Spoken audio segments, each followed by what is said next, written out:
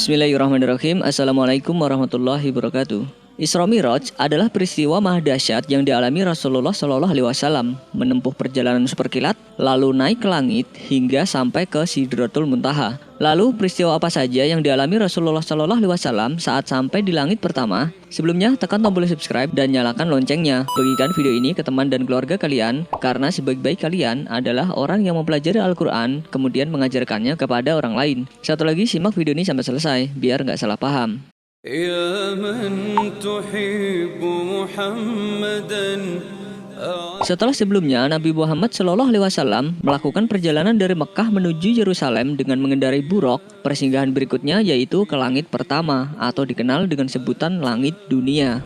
Saat itu Rasulullah Shallallahu Alaihi Wasallam bersama malaikat Jibril tiba di pintu langit dunia dengan menaiki tangga. Sesampainya di sana, penjaga langit bertanya kepada mereka siapakah yang mengetuk pintu. Kemudian Jibril menjawab kalau ia bersama Muhammad Shallallahu Alaihi Wasallam yang datang. Hal ini menunjukkan penjaga langit tidak mengetahui siapa yang berada di luar. Berangkatnya Nabi Muhammad Shallallahu Alaihi Wasallam ke langit merupakan peristiwa mulia dan istimewa. Karena itulah penjaga langit membukakan pintu menyambut beliau dengan bahagia dan mengucapkan selamat datang, sebaik-baik orang yang datang telah tiba.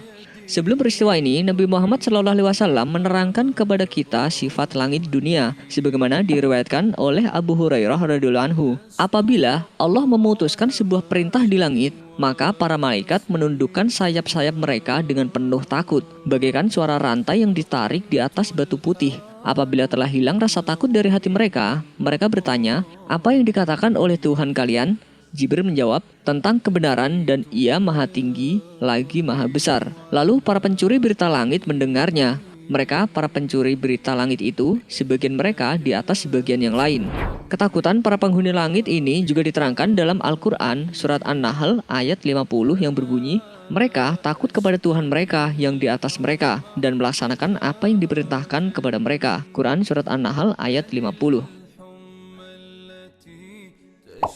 Ketika pintu langit dibukakan, Jibril memasuki langit pertama bersama Rasulullah Shallallahu Alaihi Wasallam. Di sini Nabi Muhammad Shallallahu Alaihi Wasallam berjumpa dengan seseorang yang sedang duduk. Di sebelah kanannya terdapat sekelompok besar orang. Demikian juga di sebelah kirinya. Apabila ia menoleh ke sebelah kanan, ia tersenyum. Saat menoleh ke sebelah kiri, ia menangis. Ternyata seseorang itu adalah bapak manusia, yaitu Nabi Adam alaihissalam. Dalam hadis riwayat Al-Bukhari, Rasulullah Shallallahu Alaihi Wasallam bersabda, lalu orang itu berkata, selamat datang Nabi yang solih dan anak yang solih. Aku bertanya kepada Jibril, siapakah dia? Jibril menjawab, dialah Adam alaihissalam, dan orang-orang yang ada di sebelah kanan dan kirinya adalah ruh-ruh anak keturunannya. Mereka yang ada di sebelah kanannya adalah para ahli surga, sedangkan yang di sebelah kirinya adalah ahli neraka. Jika dia memandang ke sebelah kanannya, ia tertawa, dan bila memandang ke sebelah kirinya, ia menangis. Hadis riwayat Al-Bukhari dalam kitab As-Shalah.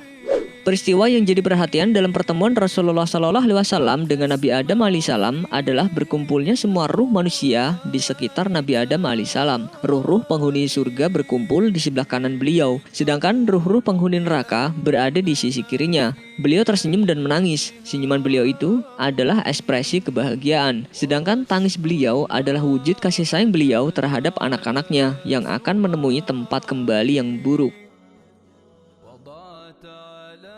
Dalam perjalanan Rasulullah Shallallahu Alaihi Wasallam di langit dunia, beliau melihat 3 sungai besar di antara langit pertama dan langit kedua. Ketiga sungai itu adalah Sungai Nil, Sungai Eufrat, dan Al-Kautsar. Seperti yang tertera dalam hadis riwayat Al-Bukhari menyebutkan, ternyata di langit dunia ada 2 sungai yang mengalir. Nabi Muhammad bertanya, 2 sungai apa ini wahai Jibril? Jibril menjawab, ini adalah Nil dan Eufrat. Kemudian Jibril terus membawa Nabi ke langit. Tiba-tiba ada sungai lain yang di atasnya ada istana dari mutiara dan intan. Nabi Shallallahu Alaihi Wasallam memukulnya dengan tangannya. Tiba-tiba baunya seperti minyak wangi atfar. Nabi bertanya, ini apa wahai Jibril? Jibril menjawab, ini adalah telaga Al-Kautsar yang sengaja disimpan oleh Tuhanmu untukmu. Hadis riwayat Al-Bukhari dalam kitab At-Tauhid. Dalam perjalanan ini, Rasulullah Shallallahu Alaihi Wasallam melihat 3 sungai. Yang pertama dan kedua adalah Sungai Nil dan Eufrat, di mana keduanya akan beliau lihat kembali di langit ke-7. Sedangkan yang ketiga yaitu Al-Kautsar, sungai yang istimewa. Sungai ini adalah hadiah yang Allah berikan kepada Rasulnya. Airnya harum bak misik, bahkan istimewanya ia merupakan sungai di antara sungai-sungai surga. Wallahu a'lam bishawab. Wassalamualaikum warahmatullahi wabarakatuh.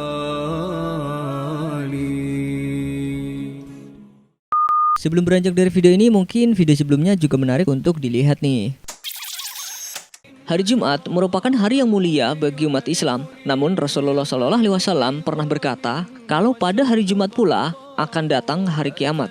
Seperti yang dijelaskan dalam Al-Quran, hari kiamat adalah peristiwa di mana hancurnya alam semesta beserta isinya tanpa terkecuali. Namun di balik itu ternyata hari Jumat juga mempunyai fakta-fakta yang jarang diketahui. Dalam agama Islam, hari Jumat dikenal sebagai harinya kaum muslim. Banyak sekali keistimewaan yang terdapat dalam hari tersebut. Hari Jumat di mana Allah Subhanahu wa taala menciptakan Nabi Adam alaihissalam dan mewafatkannya. Kemudian dimasukkan ke surga, lalu hari di mana Nabi Adam dikeluarkan dari surga, lalu turun ke bumi, dan juga hari di mana akan terjadinya kiamat. Dari Abu Hurairah radhiyallahu anhu, Rasulullah Shallallahu Alaihi Wasallam bersabda, sebaik-baik hari di mana matahari terbit adalah hari Jumat. Pada hari Jumat, Adam diciptakan. Pada hari itu, dia dimasukkan ke dalam surga, dan pada hari Jumat itu juga, dia dikeluarkan dari surga. Hari kiamat tidaklah terjadi, kecuali pada hari Jumat. Hadis riwayat Muslim.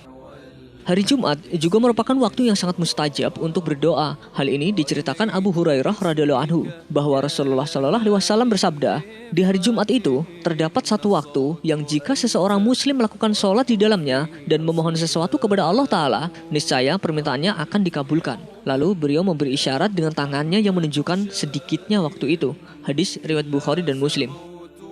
Selain merupakan waktu yang mustajab untuk berdoa, hari Jumat adalah hari pengampunan dosa. Dosa-dosa akan diampuni antara hari Jumat tersebut dengan Jumat sebelumnya. Seperti yang diceritakan dari Salman Al-Farisi radhiyallahu anhu mengatakan bahwa Rasulullah Shallallahu Alaihi Wasallam bersabda, tidaklah seseorang mandi pada hari Jumat dan bersuci semampunya, berminyak dengan minyak, atau mengoleskan minyak wangi dari rumahnya, kemudian keluar menuju masjid dan dia tidak memisahkan dua orang yang sedang duduk berdampingan. Kemudian dia mendirikan sholat yang sesuai dengan tuntunannya, lalu diam mendengarkan dengan seksama ketika imam berkhutbah, melainkan akan diampuni dosa-dosa yang terjadi antara Jumat tersebut dan Jumat berikutnya. Hadis riwayat Bukhari.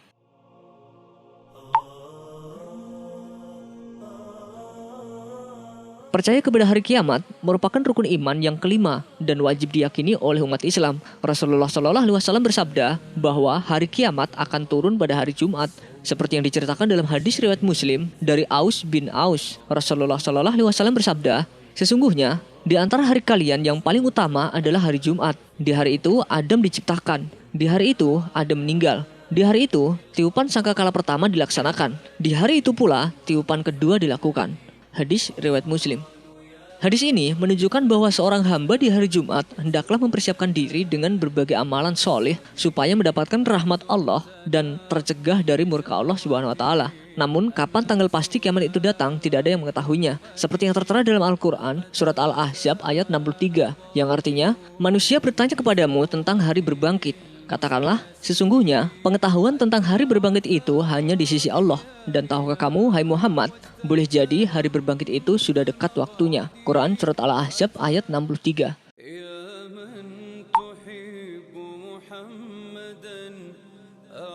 Seperti dalam hadis riwayat Abu Daud dan An-Nasai, dikatakan semua makhluk termasuk binatang pun pada setiap hari Jumat merasa cemas dan takut, terkecuali dengan manusia dan jin. Rasulullah Shallallahu Alaihi Wasallam bersabda, tidak ada satu binatang melata pun di atas bumi ini, melainkan ia akan menyambut hari Jumat pada pagi hari dalam keadaan memperhatikan dengan seksama apa yang akan terjadi hingga matahari terbit. Karena demikian takutnya pada hari kiamat, kecuali anak Adam. Hadis riwayat Abu Daud dan An-Nasai. Seperti itulah, mereka semua dihinggapi rasa takut setiap hari Jumat datang. Hanya manusia dan jin saja yang menjalani hari-harinya dengan tenang, tanpa merasa takut dan cemas dengan datangnya hari Jumat. Manusia hanya menghabiskan hari-hari dengan santai dan dengan sedikit beribadah. Oleh karena itu, semoga kita semua sama-sama memperbanyak amal soleh dan senantiasa beribadah kepada Allah Subhanahu wa taala untuk bekal kita menghadapi hari kiamat. Wallahu a'lam bishawab. Wassalamualaikum warahmatullahi wabarakatuh.